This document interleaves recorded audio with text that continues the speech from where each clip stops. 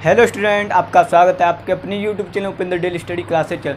तो स्टूडेंट, आज की इस वीडियो में क्लास 10th का चैप्टर नंबर 1 है। 1 कह रहे हैं, वैसे तो 10वां चैप्टर है प्रकाश का परावर्तन तथा अपवर्तन। कौन सा है? प्रकाश का परावर्तन तथा अपवर्तन। फिजिक्स का चैप्टर नंबर 1 है। उसके बारे में मैंने आगे और ऑलरेडी वीडियो डाल रखी हैं, उस वीडियो को भी आप वहाँ पर जाकर देख सकते हो प्लेलिस्ट में जाकर।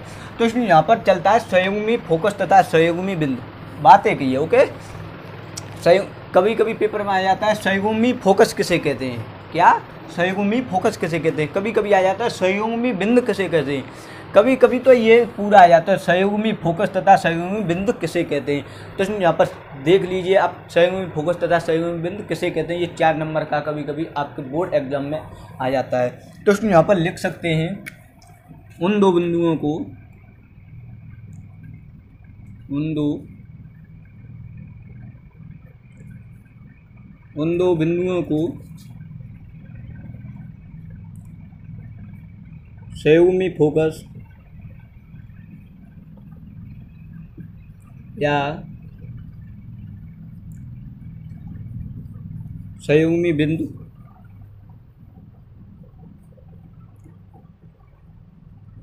कहते हैं। उन दो बिंदुओं को संयुग्मी फोकस या संयुग्मी बिंदु कहते हैं जिनमें से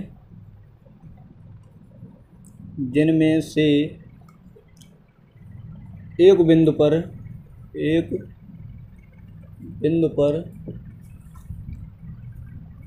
रखी वस्तु का प्रतिबिंब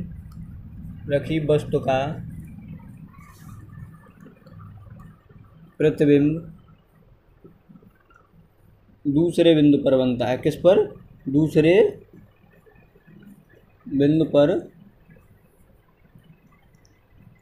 बनता है। उन दो बिंदुओं को संयुग्मी फोकस या संयुग्मी बिंदु कहते हैं जिनमें से एक बिंदु पर रखी वस्तु का प्रतिबिंब दूसरे बिंदु पर बनता है। संयुग्मी फोकस का मतलब है, संयुग्मी फोकस का मतलब है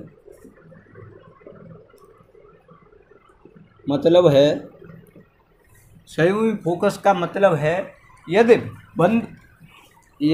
बिंदु वस्तु या प्रतिबिंब, यदि बिंदु वस्तु या प्रतिबिंब का, यहाँ पर इसमें चेंज कर लेते हैं, आपके समझ में नहीं आ रहा होगा, या बिंदु यहाँ पर लिखना है आपको, बिंदु नहीं लिखना है। ओके, का मतलब है कि वस्तु या प्रतिबिंब का स्थान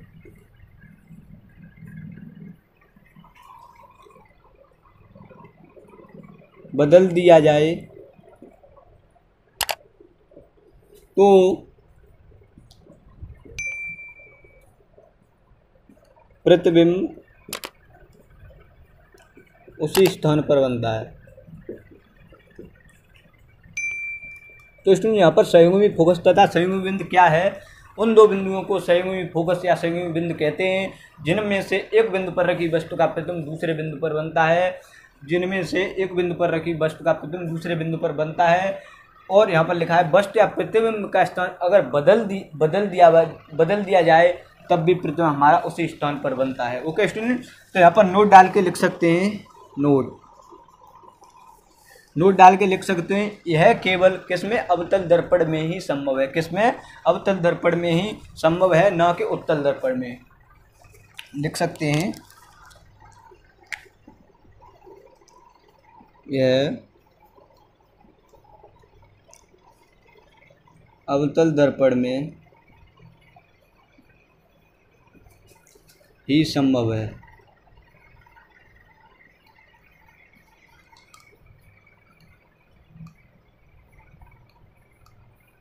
उत्तल दर्पण में नहीं।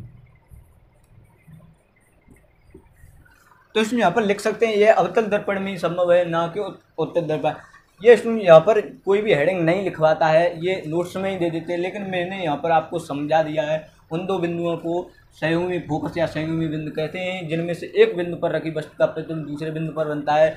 उनका स्थान भी बदल दिया जाए तब भी प्रतिबिंब उसी स्थान पर बनता है। तो इसमें यहाँ पर हमारा जो हो गया संयुग्मी फोकस तथा संयुग्मी बिंदु किसे कहते हैं। अब हमारा आता है रेखीय आवर्धन किसे कहते हैं। क्या आता है, रेखीय आवर्धन। तो इसमें इसे इरेज कर देते हैं।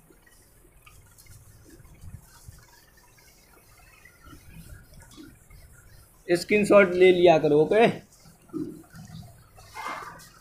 अगर आपने अभी तक वीडियो को लाइक नहीं किया तो यार वीडियो को लाइक कर दिया करो, ओके, और अपने दोस्तों में भी शेयर किया करो। अब आता है रेखीय आवर्धन। क्या आता है, रेखीय आवर्धन। रेखीय आवर्धन क्या आता है, रेखीय आवर्धन।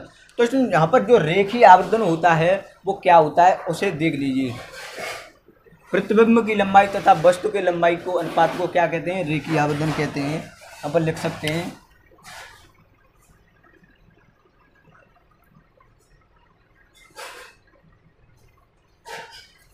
प्रतिबिंब की लंबाई, प्रतिबिंब की लंबाई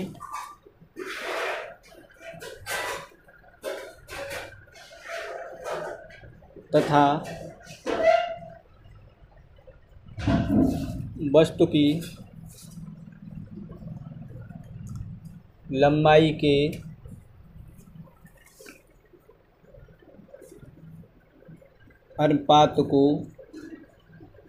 अनुपात को रेखीय आवर्धन कहते हैं। इसे एम से, स्मॉल एम से प्रदर्शित करते हैं। ओके स्टूडेंट, आपके समझ में आ रहा होगा। प्रतिबिंब की लंबाई तथा वस्तु की लंबाई के अनुपात को रेखीय आवर्धन कहते हैं। इसे एम से क्या करते हैं, डिनोट मतलब प्रदर्शित करते हैं। क्या करते हैं, एम से प्रदर्शित करते हैं। इसमें यहाँ पर आ गया रेखीय आवर्धन।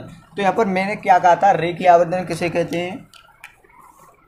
यहाँ पर लिख सकते हैं रेखीय आवर्धन। प्रतिबिंब की लंबाई किसकी, प्रतिबिंब की लंबाई,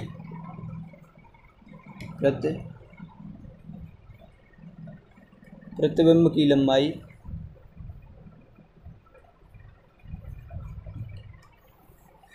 बट्टे क्या बताया था मैंने, वस्तु की लंबाई,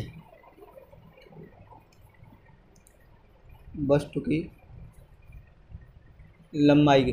तो इसमें यहाँ पर कह सकते हैं प्रतिबिंब की लंबाई तथा वस्तु की लंबाई के अनुपात को क्या कहते हैं, रेखीय आवर्धन कहते हैं। क्या कहते हैं, प्रतिबिंब की लंबाई तथा वस्तु के लंबाई के अनुपात को रेखीय आवर्धन कहते हैं। इसे एम से प्रदर्शित करते हैं। प्रतिबिंब की जो लंबाई है वो हुई से डिनोट कर देते हैं, जो वस्तु की लंबाई है वो किससे करते हैं, ओ से करते हैं। किससे, ओ से। तो इसमें यहाँ पर हो जाए रेखीय आवर्धन का जो इसमें हमारा सूत्र होता है वो होता है एम बराबर माइनस के हुई बट्टे यू। क्या होता है, एम बराबर माइनस के हुई बट्टे यू। तो आपको यहाँ पर ये ध्यान रखना है, सूत्र क्या होता है, एम बराबर माइनस के हुई बट्टे यू। ये सूत्र बहुत ही इंपॉर्टेंट है, न्यूमेरिकल में बहुत ही ज़्यादा पूछा जाएगा, तो इसमें आपको यहाँ पर ये ध्यान रखना। अब आते हैं इसमें दर्पण के सूत्र की तरफ। किसके, दर्पण के सूत्र की तरफ। तो यहाँ पर लिख सकते हैं दर्पण का सूत्र। क्या लिख सकते हैं, दर्पण। इसे इरेज कर दे रहे हैं, इसमें स्क्रीनशॉट ले लिया अगर, ओके। आज ज़्यादा नहीं बताएंगे, इम्पोर्टेंट चीज़ बताएंगे। दर्पण का सूत्र, दर्पण का सूत्र। तो जो दर्पण का सूत्र होता है उसे आप कहें कमेंट में, तो मैं आपको उसका निगमन करके बता सकता हूं कि जो सूत्र होता है वो कहाँ से बनता है, कैसे आता है। लेकिन जो हाई स्कूल का जो कोर्स है, अब की बार जो हाई स्कूल का कोर्स है उसमें कोविड जो 19 है, कोरोना की वजह से उसमें कम कर दिया गया है। उसमें लिख दिया गया है कि निगमन करने के लिए नहीं आएगा। तो आप ऐसे ही दर्पण का सूत्र लिख सकते हैं, 1/f बराबर 1/हुई प्लस 1/u। तो क्या होता है हमारा दर्पण का सूत्र, 1/हुई बराबर 1/हुई प्लस 1/u। तो यहाँ पर मैं आपका एक कंफ्यूज दूर कर दे रहा हूँ, लेंस का सूत्र। लेंस का सूत्र क्या, लेंस का सूत्र।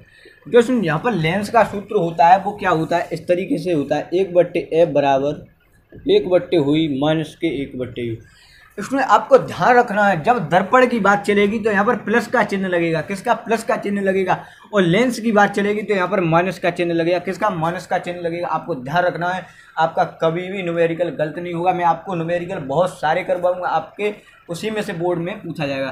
तो इसमें यहाँ पर लेंस का सूत्र है, ये माइनस आएगा, और जो दर्पण का सूत्र है वो प्लस आएगा। अब मैं आपका रेखीय आवर्धन है उसमें भी क्या कर दे रहा हूँ, आपका कन्फ्यूज दूर कर दे रहा। तो इसमें यहाँ पर रेखीय आवर्धन है, रेखीय आवर्धन, तो ये दर्पण के लिए है। किसके लिए? दर्पण के लिए। अगर लेंस में आता है, लेंस में आता है रेखीय आवर्धन का सूत्र लगाना, तो यहाँ पर माइनस का चिन्ह नहीं लगाया जाएगा। किसमें? माइनस का चिन्ह। लेंस रेखीय आवर्धन तो क्या होगा? m बराबर हुई बट्टे यू। क्या हो जाएगा? m बराबर हुई बट्टे यू। तो यहाँ पर इसमें दर्पण का सूत्र होगा वो प्लस चिन्ह होगा, 1/f बराबर 1/हुई प्लस 1/u। और लेंस का सूत्र होगा वो 1/f बराबर 1/हुई माइनस 1/u। तो इसमें यहाँ पर लेंस का जो रेखीय आवर्धन है जो दर्पण के सूत्र में आएगा तो यहाँ पर माइनस का चिन्ह आएगा। अगर हमारा जो लेंस की बात चलेगी वहाँ पर रेखीय आवर्धन का सूत्र लगाएंगे तो वहाँ पर माइनस का चिन्ह नहीं लगेगा। मैंने आपको ये कंफ्यूज दूर कर दिया है। तो उसमें वीडियो पसंद आ रही होगी तो वीडियो को यार लाइक कर दीजिए। लाइक करने से नहीं पैसा मिलता है, नहीं आपका पैसा कटता है। ओके सुन, तो इसमें यहाँ पर प्रकाश का परावर्तन तथा अपवर्तन जो आज का जो मैं आप बता रहा था, जो इम्पोर्टेंट बात मैंने आपको इस वीडियो में बता दिया। स्टूडेंट आज साइंस है, ये चैप्टर नंबर 10 ही है, पहला है। तो इसमें अब अगली वीडियो आएगी, वो आएगी लेंस के ऊपर। कैसे लेंस किसे कहते हैं, लेंस कितने प्रकार के होते हैं, लेंस कैसा होता है, उसके बारे में आप बताऊंगा। आप अगली वीडियो देखने के लिए तैयार रहना, आपके नंबर वहाँ पर भी पक्के होंगे। लेंस आता है, बहुत ही बार पूछा जाता है। तो इसमें यहाँ पर जो वीडियो थी मैं अपनी समाप्त करने जा रहा हूँ। आज का सेशन यहीं पर समाप्त करता हूँ। अगर इसमें आप हमारे चैनल पर नए आए हो तो चैनल को सब्सक्राइब कर लीजिए। वीडियो को अभी तक लाइक नहीं किया तो वीडियो को लाइक भी कर लिया करो। अगर इसमें आप फ्री नोट्स, क्या फ्री नोट्स, फ्री नोट्स पाना चाहती हो, क्या फ्री नोट्स, तो हमारे 7088787006 किस पर 7088787006 पर हमें व्हाट्सअप कर सकते हो कि सर हमें आपका टारगेट 90+ बैच ज्वाइन करना है। कौन सा? टारगेट 90+। तो इसमें वहाँ पर आपसे कोई भी एक भी पैसा नहीं लिया जाएगा, आपको फ्री में ज्वाइन कर दिया जाएगा। बस आप हमारे परिवार से, हमारे चैनल से जुड़ जाइए और कुछ भी नहीं करना है आपको। तो इसमें मिलते हैं अब अगली वीडियो में, तब तक के लिए अपना ख्याल रखना। जय हिंद, जय भारत।